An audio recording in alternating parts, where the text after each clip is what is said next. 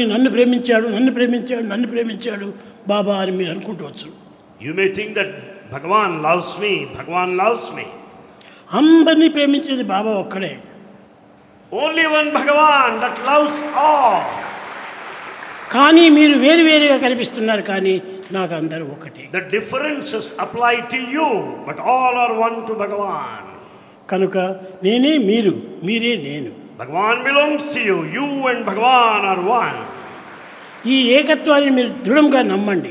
Strengthen this unity. రెండు అనేటువంటిది ఇక్కడ ఏమాత్రం కనిపించవు. There is no duality at all.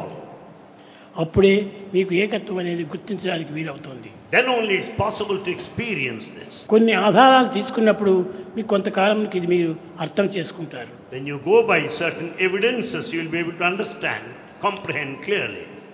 కనుక మీరు కొంత ఓపిక పెట్టుకోండి. Be patient enough. నాకు కనిపించడం లేదు, నాకు ఏమాత్రము దర్శనం ఇవ్వటం లేదు అని మీకు మీరు నిరాశపడకండి. Never get frustrated that you are not able to see God, that you are not able to converse with Him.